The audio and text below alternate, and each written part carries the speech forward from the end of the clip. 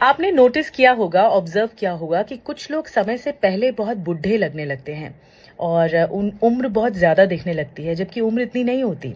और कुछ लोगों पे उम्र का कोई फ़र्क ही नहीं पड़ता। ऐसा लगता है कि वो दिन बर दिन जवान होते जा रहे हैं, यंग होते जा रहे हैं।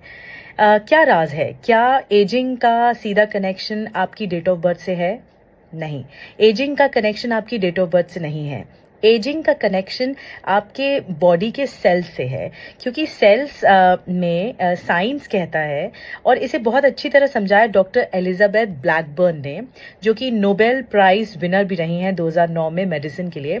उन्होंने एक चीज़ डिस्कवर की कि एजिंग का कनेक्शन सेल से है।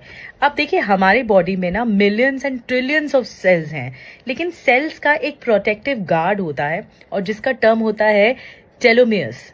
TELOMERES, telomeres. ये टेलोमेयर कैसे होता है? ये एक तरह से कैप की तरह होता है डीएनए पर।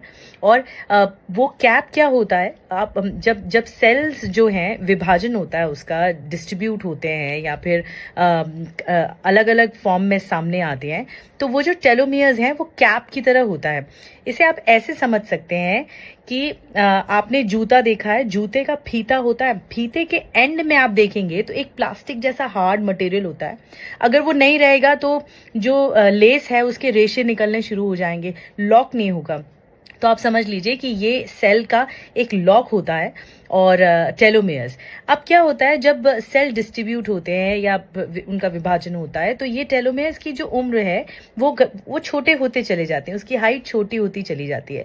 लेकिन इनमें एक काबिलियत होती है कि वो अपने आप को रीबिल्ड करते हैं, कि अगर आप हैप्पी हैं, अगर आप सेटिस्फाइड हैं, अगर आप पॉजिटिव थिंकर हैं, तो आपके ये जो टेलोमेयर्स हैं, जो एक पार्ट होता है आपके डीएनए का, वो अपने आप को रीबिल्ड करता है। लेकिन जो टेलोमेयर्स अपने आप को रीबिल्ड नहीं कर सकते, डॉक्टर एलिजाबेथ ने कई पे रिसर्च किया, उनमें पता लगा कि जिन लोगों में टेंशन, एंजाइटी, नर्वसनेस ज़्यादा रहा, उनके टेलोमेयर्स दिन ब दिन घटते चले गए, और फिर वो रीबिल्ड नहीं हुए, घटते चले गए, और इस लेवल पे घट गए कि वो पूरी तरह से डेड हो गए अंदर सेल्स।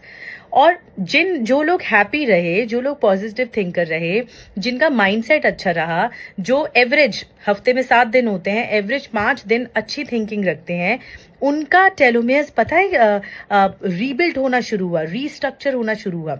तो ये थ्योरी कहती है कि टेलोमेयर्स जितने कम होंगे, शॉर्टन होंगे या फिर मर जाएंगे, तो आपकी एजिंग शुरू हो जाएगी। यही एजिंग का प्रोसेस होता है। और अगर टेलोमेयर्स अपने आप को रीबिल्ड करते हैं, तो आप लंबे समय तक जवान बने रहेंगे। तो हैप्पी रहिए, पॉजिटिव थिंकिंग रखिए, देखिए फिर आपके सेल्स भी लंबे समय तक जवान आपको रखेंगे।